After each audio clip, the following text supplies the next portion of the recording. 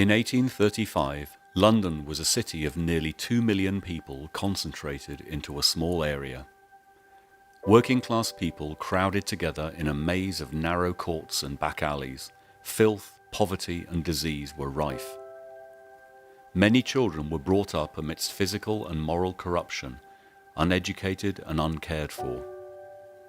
Although at the time churches on the outskirts of London were full, hardly a third of the people in the poorer areas ever darkened the doors of a place of worship. The churches of London were aware of the problem, but they struggled to find an effective response. It was to such a scene that a young Scotsman named David Nasmith came in the summer of 1835. He had already successfully established Christian societies in the UK and abroad. David came to the capital with a missionary zeal burning in his heart. As he saw the desperate social conditions, he envisaged a group of dedicated Christian workers who would share Jesus with people wherever they were. Nasmith believed that the working classes and the marginalized would best be reached by Christian workers who came from the same background, understood the people's needs, and could communicate with them in a relevant way. London City Mission created another first by employing full-time, paid workers, mostly from the working classes, who were not ordained in any denomination.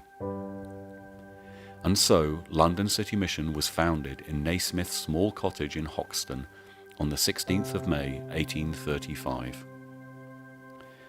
Others played significant roles in the early days of the mission.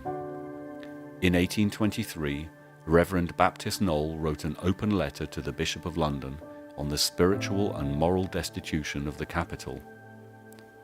The letter sparked discussions on what the church should be doing. When London City Mission was founded, he naturally gave it his full support. Thomas Buxton was an ardent campaigner for the abolition of slavery and one of the most famous men in the country.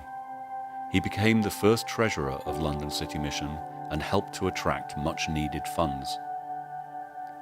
Nasmith was influenced by the urban ministry of a Scottish minister, Thomas Chalmers, who divided areas into small districts and volunteers would visit the people there.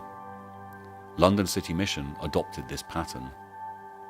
Missionaries went to the least reached, visiting people over and over again. The same person going to the same people regularly to become their friend for Jesus' sake. 12 years after the mission was founded, there were 200 full-time missionaries sharing the gospel in some of the poorest communities in London. Despite the missionaries' good intentions, they were not always welcomed with open arms. When they visited from house to house in the slums, they were often mistaken for police spies.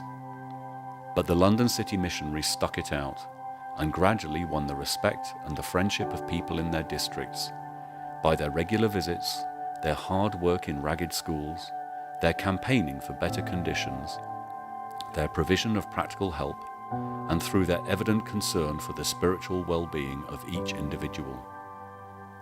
During the cholera epidemic, many missionaries continued their regular visits, often at great cost to themselves. Many contracted cholera, 2 died of the disease. In the early 20th century, London City Mission took over the home for the Ayers. Ayers were Indian nursemaids who worked with British families overseas. Some of them were abandoned when these families returned to the UK. Without a home or a job, many Ayers were able to find solace and care with London City missionaries and hear the life-changing gospel message. Missionaries also reached out to people in their workplaces and pubs, with specialist workers appointed to the police, taxi drivers, bus workers, sailors, and soldiers. London has always been a magnet for immigrants and refugees, and much of the vitality of the city has come from these new communities. In the 19th century, London had large populations of European refugees, and missionaries befriended these groups. They did the same to the Caribbean immigrants who arrived in the 1950s and 60s, and many others over the years. London City Mission continues to recruit and train workers who speak in different languages. Today, London has changed, but there is still a great need for the gospel. And so London City Mission continues to send out gifted and courageous missionaries to the difficult parts of our city. They share the good news of Jesus Christ with those who won't come to church, with the least reached in London.